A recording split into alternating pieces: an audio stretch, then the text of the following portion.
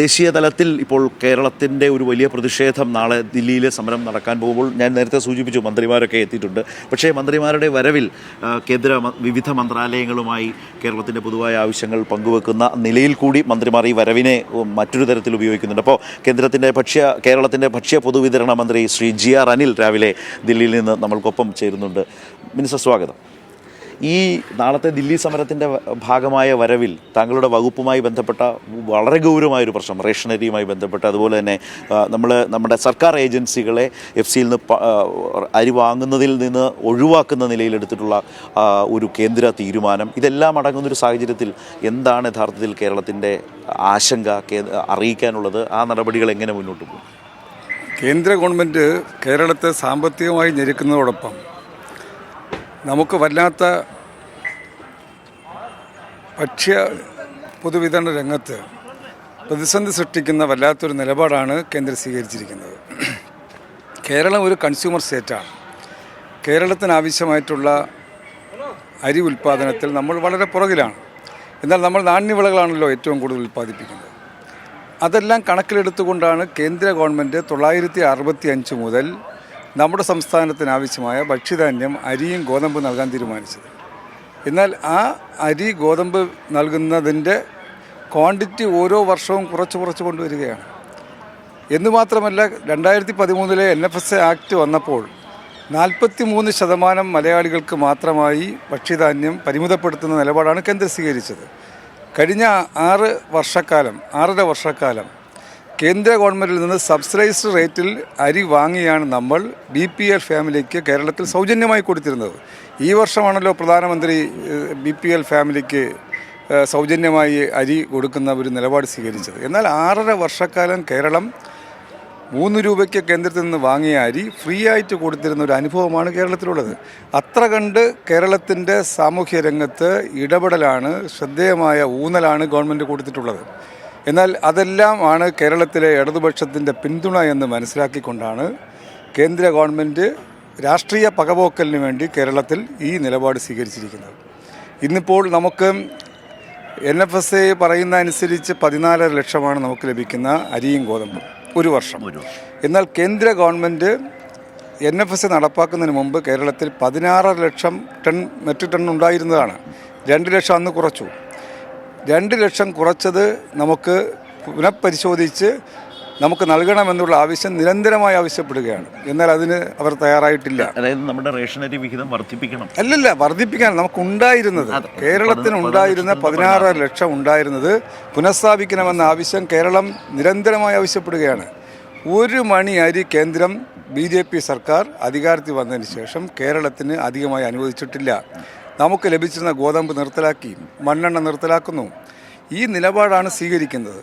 ഇന്നിപ്പോൾ പുതിയതായിട്ടുണ്ടായിരിക്കുന്നത്, നമുക്ക് കേരളത്തിൽ ആവശ്യമായിട്ടുള്ള വെള്ള നീല കാർഡുകാരെന്ന് പറഞ്ഞാൽ മുൻഗണനേതര വിഭാഗം, ആ വിഭാഗത്തിന് നൽകിയിരുന്ന നമുക്ക് സബ്സിഡൈസ് റേറ്റ് നൽകിയിരുന്ന അരിയാണ് FCയിൽ നിന്ന് നമ്മൾ OMS സ്കീം അനുസരിച്ച് നമ്മൾ ലേലത്തിനെടുക്കുന്നത്. അത് അർഹതപ്പെട്ടതാണ്. എന്നാൽ കേരളത്തിന് പകപോക്കൽ നിലപാടാണ് OMS സ്കീമുമായി ബന്ധപ്പെട്ട് ഇപ്പോൾ സ്വീകരിച്ചിരിക്കുന്നത്. OMS സ്കീമിൽ ഗവൺമെൻറ് ഏജൻസികൾ പങ്കെടുക്കാൻ പാടില്ല, എന്നാൽ സ്വകാര്യ മുതലാളിമാർക്ക് പങ്കെടുക്കാം. അപ്പോൾ സ്വകാര്യ മുതലാളിമാരിൽ നിന്ന് കേരളത്തിലെ പൊതു മാർക്കറ്റിലേക്ക് പോയി ആളുകൾ വില കൂടുതൽ കൊടുത്ത് വാങ്ങണമെന്നാണ്.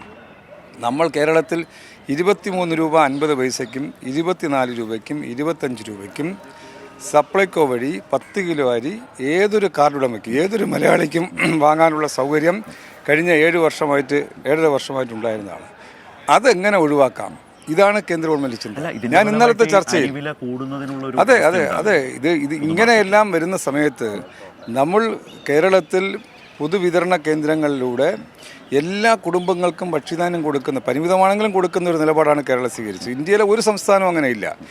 അത് എങ്ങനെ തകർക്കാം, അത് ആ ജനതയെ എങ്ങനെ പൊതുമാർക്കറ്റിലേക്ക് എത്തിക്കാം, എങ്ങനെ സർക്കാരിനെതിരെ തിരിച്ചുവിടാം, ഇതാണ് അവരുടെ ആലോചന. ഞാൻ ഇന്നലെ കേന്ദ്ര മന്ത്രിയെ കാണാൻ വേണ്ടി ശ്രമിച്ചു. ഇന്നിപ്പം കാണാൻ വേണ്ടുന്ന സൗകര്യം ഉണ്ടായിട്ടുണ്ട്. ഇന്നലെ എല്ലാ ഉദ്യോഗസ്ഥരുമായി ഞങ്ങൾ ചർച്ച നടത്തി. ആ ചർച്ചയിൽ അവർ OMS സ്കീം പുനഃപരിശോധിക്കില്ല എന്ന നിലപാടാണ്. പാർലമെൻറ്റ് ഇലക്ഷൻ കഴിയുന്നതുവരെ ആ വിഷയം പുനഃപരിശോധിക്കുക എന്ന് പറഞ്ഞാൽ പാർലമെൻറ്റ് തെരഞ്ഞെടുപ്പിനുള്ളിൽ കേരളത്തിലെ ജനങ്ങളെ ഗവൺമെൻറ്റിനെതിരായി തിരിച്ചുവിടാനുള്ളൊരു ആയുധമായി ഇതെടുക്കുകയാണ്. പൊതു മാർക്കറ്റിലേക്ക് പോകേണ്ട ആളുകൾക്ക് ഒരു ആശ്വാസം പകരാൻ ഗവൺമെൻറ് ഇന്നലെ വരെ നടത്തിയിരുന്ന ആ രീതിയിലേക്ക് കൊടുത്തുകൊണ്ടിരുന്നതിനെ എങ്ങനെ അവസാനിപ്പിക്കാം, ഇതാണ് അവരുടെ ചിന്ത. അത് അവർ പുനഃപരിശോധിക്കണം. ഇത് രാഷ്ട്രീയമല്ല, ഇത് കേരളത്തിൻ്റെ പൊതു താല്പര്യ പ്രശ്നമാണ്. കേരളത്തിലെ രാഷ്ട്രീയ ഭേദമന്യേ BJPയുടെ കുടുംബങ്ങളാണെങ്കിലും കോൺഗ്രസ് കുടുംബങ്ങളാണെങ്കിലും ഇതിൻ്റെ പ്രയോജനവും ആനുകൂല്യവും പറ്റുന്ന കുടുംബങ്ങളാണ്. അവരുടെ എല്ലാം പൊതു ഇഷ്യൂ എന്ന നിലയ്ക്ക് ഇതെടുക്കണമെന്നാണ്. എന്ന് വെച്ചാൽ വരുന്ന ലോക്സഭാ തെരഞ്ഞെടുപ്പിൻ്റെ കാലത്ത് കേരളത്തിൽ അരിവില കുത്തനെ ഉയരുന്നു എന്ന് പറയുന്ന ഒരു പ്രധാനപ്പെട്ട തെരഞ്ഞെടുപ്പ് പ്രചാരണത്തിനൊരു വഴിയൊരുക്കൽ കൂടിയാണ്. അന്നം മുട്ടിക്കലാണ് അവർ കാണിക്കുന്നത്. എന്തുമാത്രമല്ല, എത്ര ചീപ്പായിട്ടുള്ള നിലപാടാണ് ഇന്നലെ കേരളത്തിൽ തൃശ്ശൂരിൽ ഇന്ന് മാധ്യമങ്ങളിൽ റിപ്പോർട്ട് ചെയ്തിരിക്കുന്ന അനുസരിച്ച് ഇന്നലെ വൈകുന്നേരത്ത് തൃശ്ശൂർ 29 രൂപയ്ക്ക് അരി കൊടുക്കുന്ന അരിവണ്ടി ഉദ്ഘാടനം ചെയ്യുന്നതിൻ്റെ ഫ്ലാഗ് ഓഫ് ചെയ്യുന്നതിൻ്റെ പടം കൊടുത്തിരിക്കുകയാണ്. എന്ന് പറഞ്ഞാൽ ഒരു ഭാഗത്ത് കേരളത്തിൽ ഇന്നലെ വരെ ലഭിച്ചിരുന്ന ആനുകൂല്യം നിഷേധിക്കുക, മറുഭാഗത്ത് അവർക്ക് അവർ വില കുറച്ച് കൊടുക്കുന്നെന്ന് വരുത്തി തീർക്കുക. ഇതിലുള്ള നിലപാടെല്ലാം പൊതുജനങ്ങൾ ഈ പാർലമെന്റ് ഇലക്ഷന് മുമ്പ് അത് മനസ്സിലാക്കുമെന്നാണ് ഞാൻ കാണുന്നത്. ഈ തെരഞ്ഞെടുപ്പ് വരെ ഇതാണ് നിലപാടെങ്കിൽ ഒരു മറുവഴി തേടേണ്ടി വരില്ലേ സർക്കാർ? അതെ, ആ മറുവഴി തേടലാണ് ഞാൻ കഴിഞ്ഞ ദിവസം ആന്ധ്രയിൽ പോയത്. ആന്ധ്രയിൽ പോയി ആന്ധ്ര ഗവൺമെൻറ്റിൻ്റെ അരിയുടെ ഉൽപ്പാദനം വളരെ കൂടുതലാണല്ലോ. ആന്ധ്ര അതുപോലെ തന്നെ നമുക്ക് തെലങ്കാന, നമ്മുടെ തെക്കേ ഇന്ത്യൻ സ്റ്റേറ്റുകൾ അരി ഉൽപ്പാദനത്തിൽ കൂടുതലുള്ള സ്റ്റേറ്റുകളായതുകൊണ്ട് അവരുമായി ഒരു ചർച്ച നടത്തിയിട്ടുണ്ട്. ഉദ്യോഗസ്ഥർ അവരുമായി ചർച്ച നടത്താൻ പറഞ്ഞു. പരമാവധി വില കുറച്ച് അയൽ സംസ്ഥാനങ്ങളിൽ നിന്ന് അരി വാങ്ങി നമുക്ക് മാർക്കറ്റിൽ കൊണ്ടുവരാൻ കഴിയുമോ എന്ന് ആലോചിക്കുകയാണ്. ഏതായാലും സാമ്പത്തികമായി ഞെരുക്കുന്നു എന്ന് പറഞ്ഞ് സമരം ചെയ്യാൻ എത്തിയ സർക്കാരിന് ഇപ്പോൾ അന്നം മുട്ടിക്കുന്നതിനെതിരെയും സമരം ചെയ്യേണ്ട ഒരു അവസ്ഥയാണ്. ഇത് മാത്രമല്ല, നമ്മൾ കാണേണ്ടുന്നത് നമുക്ക് ലഭിക്കേണ്ടുന്ന കേന്ദ്ര ഗവൺമെൻറ്റിൻ്റെ പല രൂപത്തിലുള്ള വിഹിതം, കേന്ദ്ര സംസ്ഥാന സർക്കാരുകൾ നെല്ലിൻ്റെ വിഷയത്തിൽ 1000-ലധികം കോടി രൂപ, ഇതൊക്കെ ഇന്നലെ ചർച്ച നടത്തി. ഓരോന്നിനും ഓരോ ന്യായങ്ങൾ പറഞ്ഞുകൊണ്ട് എങ്ങനെ ഒഴിവാക്കാമെന്ന ചിന്തയാണ് അവരുടെ മനസ്സിലുള്ളത്. ആ സമീപനം തന്നെ മാറണം. ഇത് അടിമ ഉടമ വ്യവസ്ഥയിലുള്ള ഒരു രാജ്യമല്ല, ഫെഡറൽ സംവിധാനമാണെന്ന് തിരിച്ചറിവ് കേന്ദ്ര ഗവൺമെൻറ്റിൻ്റെ ഉദ്യോഗസ്ഥർക്കുണ്ടാകണം, കേന്ദ്ര ഗവൺമെൻറ്റിൻ്റെ ഭരണാധികാരികൾക്കുണ്ടാകണം. ഇത് ഏറ്റവും പ്രധാനപ്പെട്ട കേരളത്തിൻ്റെ അഭിമാന പ്രശ്നമാണ്. ആ അഭിമാന പ്രശ്നത്തിന് ആണ് നമ്മൾ ഈ സമരത്തിലേക്ക് വന്നിട്ടുള്ളത്. ശരി മിസ്റ്റർ, താങ്ക് യു.